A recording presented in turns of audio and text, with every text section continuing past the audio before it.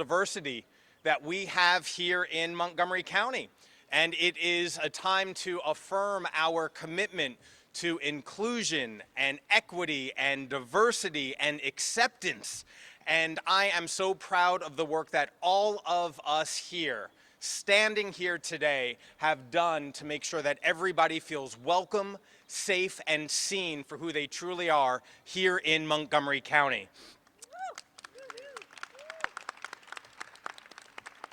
And while we are all here to stand next to each other and stand up for all of our residents, we know that not everybody has such a welcoming and supportive elected body.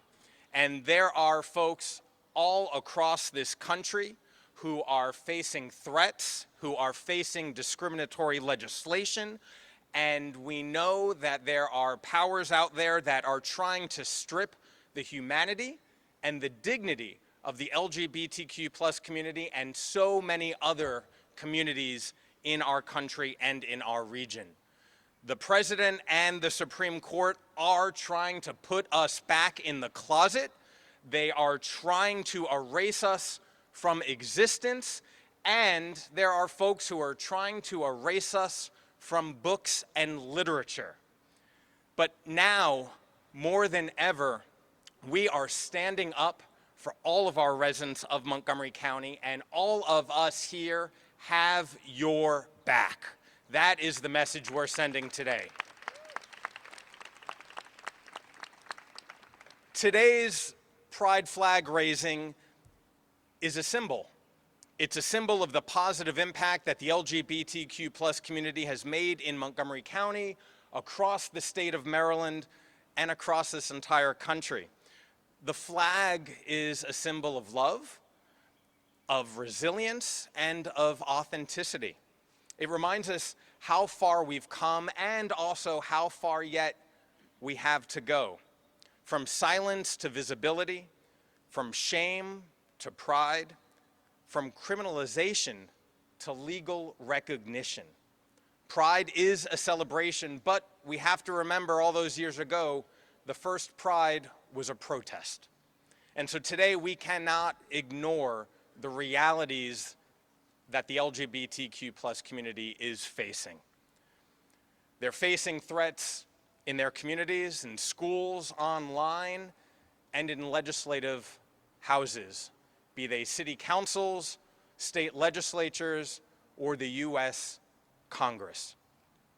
There's a rise in homophobia, a rise in transphobia, a rise in xenophobia, but it's important for us to stand up and to speak out whenever we see injustice, whenever we see our neighbors being victimized and marginalized.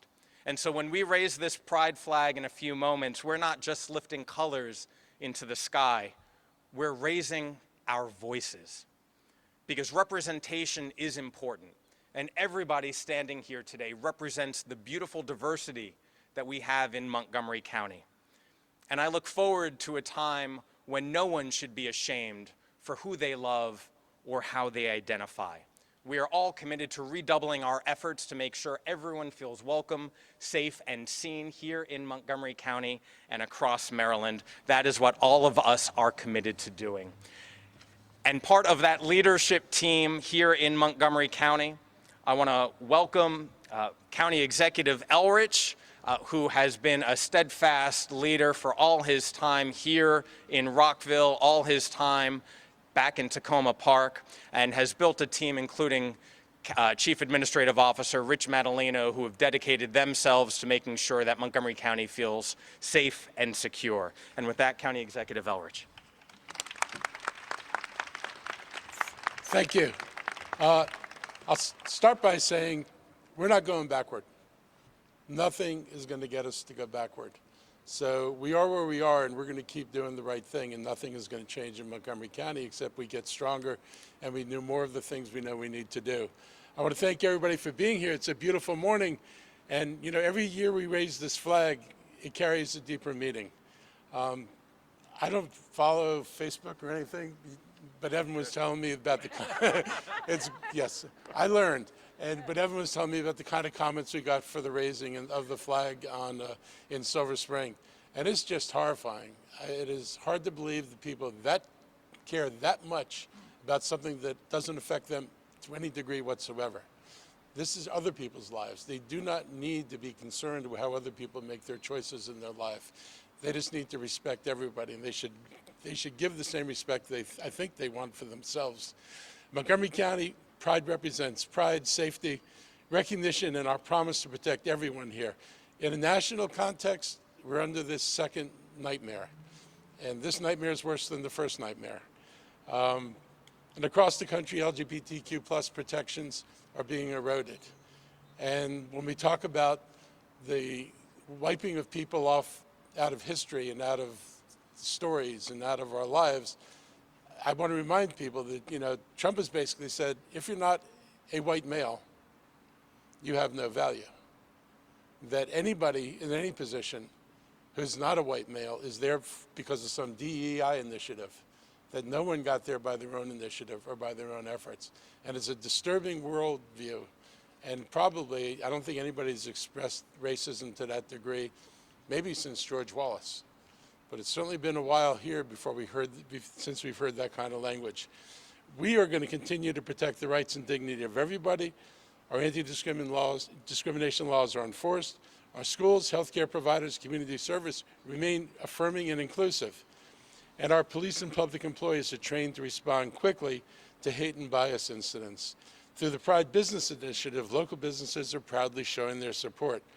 And we've expanded access to support with the Hope and Support Circle, a weekly Thursday night virtual space for the LGBTQIA plus residents. And this summer, our first LGBTQ plus community center will open in Bethesda Chevy Chase Regional Service Center. So it's the first one. And hopefully there will be others, because obviously you just can't have one center for everybody in the county. So this is a start. We're also making space for LGBTQ+ artists and performers, and this is exciting. After the Kennedy Center canceled LGBTQ+ programming, Montgomery County and Strathmore stepped up. On June 5th, you can go to Strathmore, and they're hosting the World Pride performance featuring the International Pride Orchestra and the Gay Men's Chorus of Washington, D.C. So Strathmore is stepping up. The county has a Pride bus, and it has nice decorations on it, and it's going to be on every route in the county. They're going to rotate it through the different routes, so everybody in the county will get to see it. It's important that we be visible about this. You just can't sit back and say we support this. It's important to be visible. And we're going to continue to do this work, and I want to thank our folks at MC DOT for making sure we do this again and again and again. I also want to recognize some friends from the unions who work in Montgomery County. McGeo and I think SEIU are the two I recognize right now. If there are others, thank you all for showing up and showing that union work is not just about what's in the workplace in terms of the job, it's how the workplaces treat all the people who work in Montgomery County. So thank you for being here. I was on the city council in 1983 in Tacoma Park, and we passed one of the first domestic partnership laws in the region. We did it because we had friends who, if their partner got sick in a hospital, they couldn't visit their partner in the hospital. If the partner's parents said that person is not part of the family, you had to be a family member. And so in order to get around that, and since we couldn't do gay marriage in Tacoma Park, we went forward with the domestic registry. So people could register their relationships as relationships and get them recognized, and the hospitals recognized them when we had that registry. So we knew there was something we can do, and it's really important that we did that and that it actually worked. So I want to thank Dr. Amina Johnson for her leadership in the county. I want to thank Evan for always leading on this event. And I want to thank everyone here who helps make this county stronger by showing up and standing together. We're proud to raise this flag. We're proud to be in this work with you, and we're not going anywhere. Thank you. Thank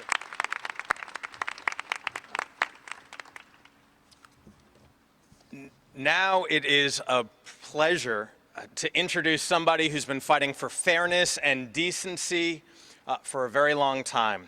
When he was in Annapolis, he spearheaded legislation alongside then Senator Rich Madaleno to extend marriage rights to everybody in the state of Maryland. He is the defender of marriage equality. He is the defender of democracy, and he is our 8th District Member of Congress, Congressman Jamie Raskin.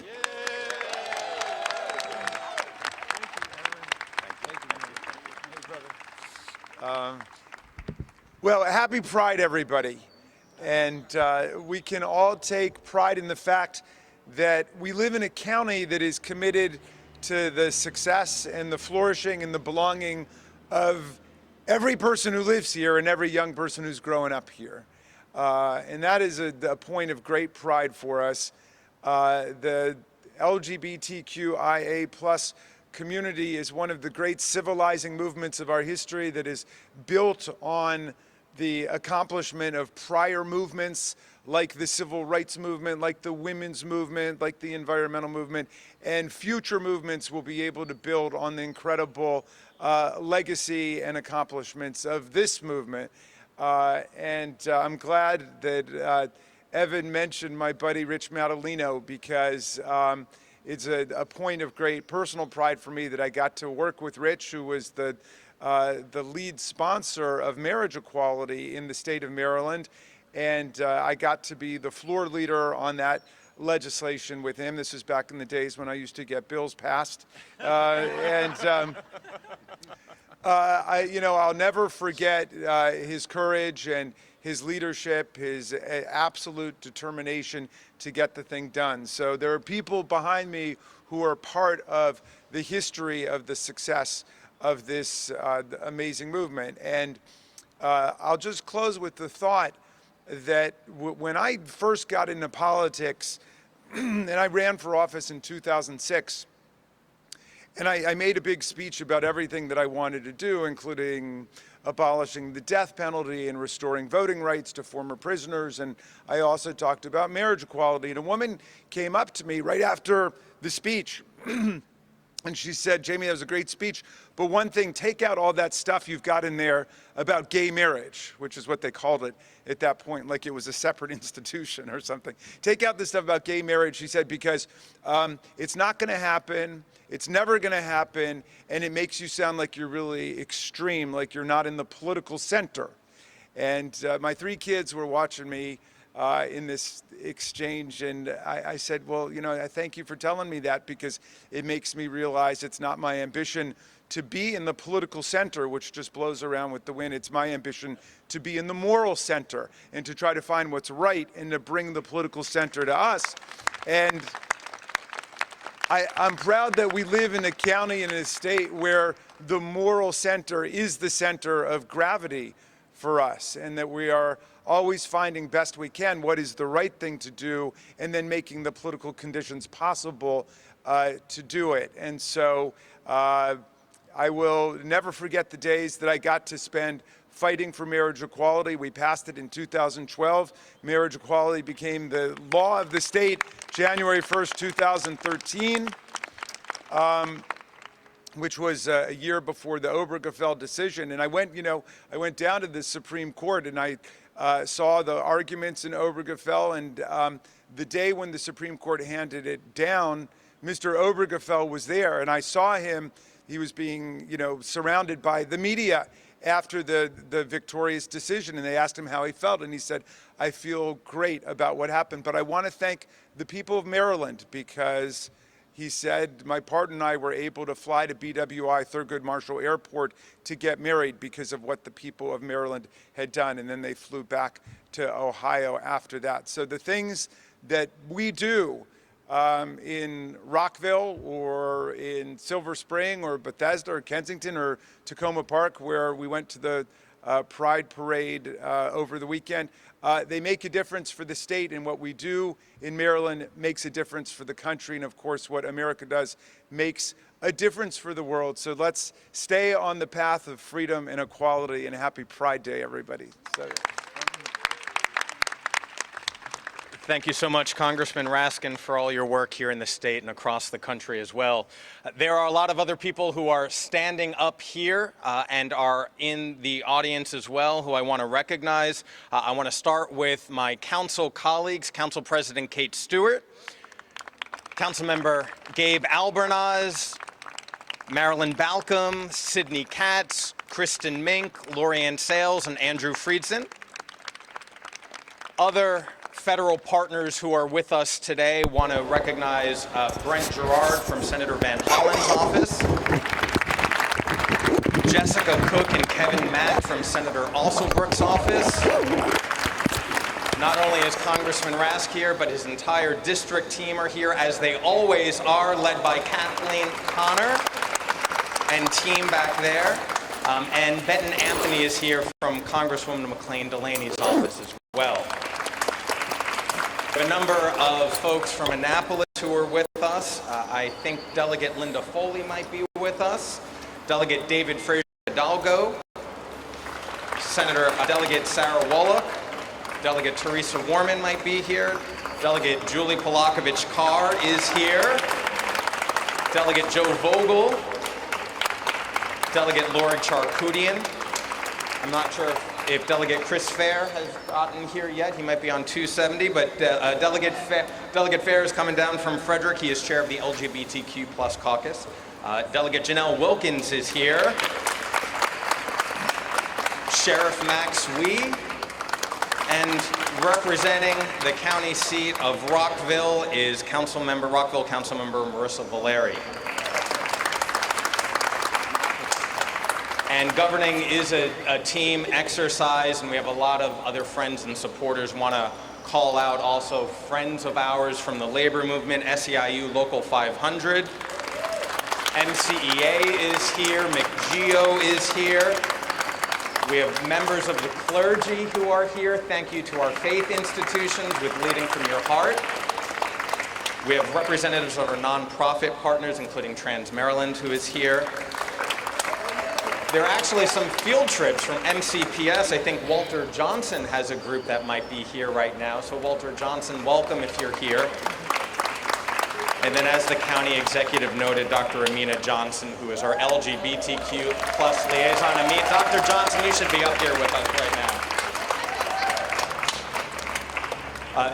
now. Before we raise the flag, we want to hear from two more people who are integral in the work that we are doing. First, I want to introduce Yael Astor, who uses her pronouns are she, her.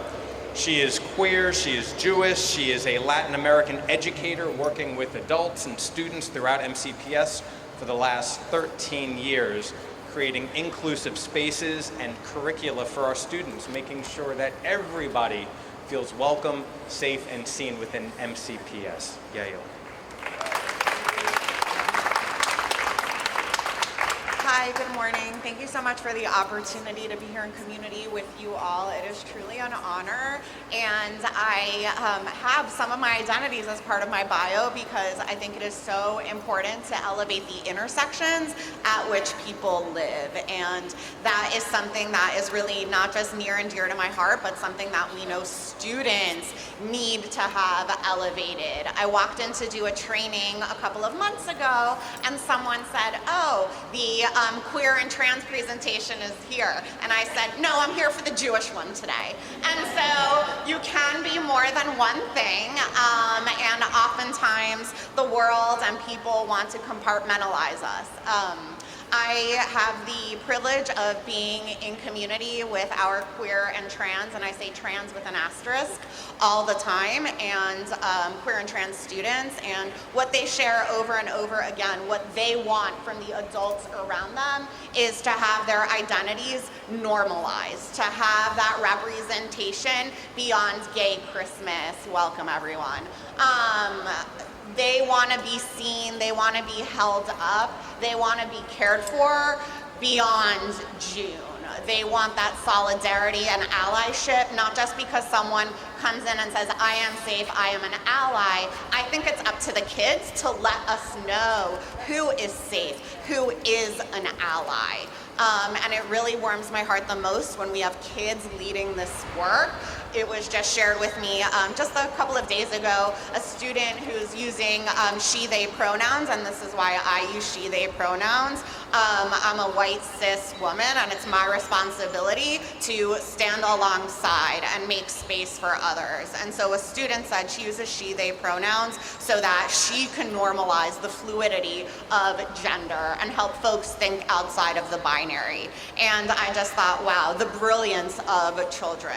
And so I want to offer you this question as a closing thought. How are not just queer and trans kids doing? How are our queer, trans, black kids doing? How are our queer, trans, black, disabled kids doing? How are our queer, black, disabled, and impoverished by poverty kids doing? And so really thinking about, again, not just one identity, but the child as a whole, adult as a whole.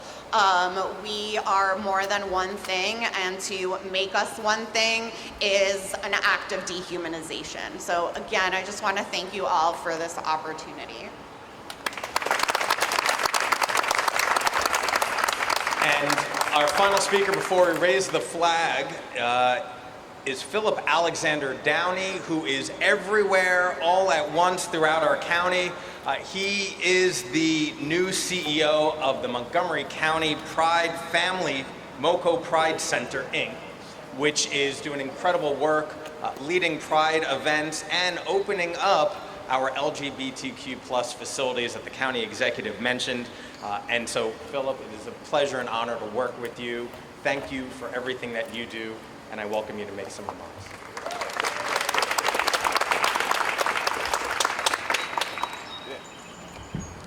Good morning, everyone. Thank you all so much for having me. It is an honor to be here with you today. I am proud to call Montgomery County home. I grew up here in Sandy Spring and in Gaithersburg and graduated from Gaithersburg High School. Go Trojans. I am also a Montgomery College alumni, went to all three campuses before going to UMBC. My story is shaped by many roots, raised by a father from St. Catherine, Jamaica, and a mother from Southeast Washington, D.C., in a household grounded in faith, family, and community. But like many who grew up here, I came of age in a time and environment where being queer wasn't fully accepted. There weren't conversations about people like me. There weren't open doors or clear paths to follow. It wasn't that I was told to be silent. It was that the language of acceptance wasn't spoken around me. I had to go on a journey of discovering who I am. A journey not towards becoming someone new, but towards returning to my truest self. And that's why safe, affirming spaces matter. This is why representation matters. Because when we don't see ourselves reflected, when the world leaves us out of stories, it does not erase us. It doesn't erase who we are. It just makes it harder to imagine a future. It makes it harder to imagine what is possible. Representation is not a luxury. It is survival. It is an act of radical affirmation that says you belong, you are here, and you have always belonged here. Today, as we raise the flag, we do more than celebrate pride. We issue a declaration that we are here, we are whole, and we will not be erased.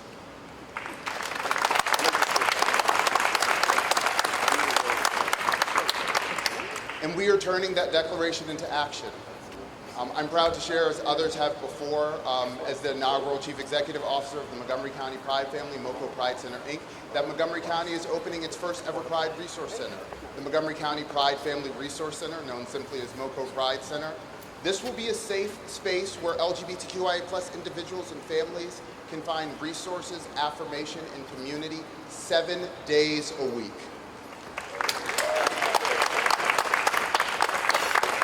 A place where young people and elders can discover themselves sooner rather than later. A place where our elders and community members can reconnect with chosen family, and where everyone, especially those who have been pushed to the margins, can find belonging.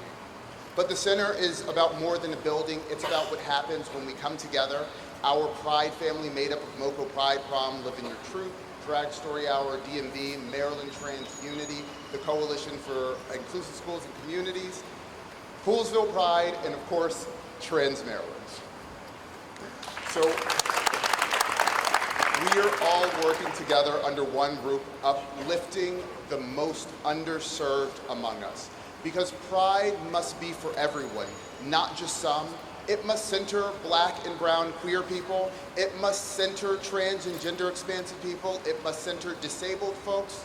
It must center immigrants and all those who are historically left behind. This moment in time demands more than allyship. It demands co-conspirators, people willing to move from comfort to action, to show up, to speak, and to insist. You will not erase us, and we are here.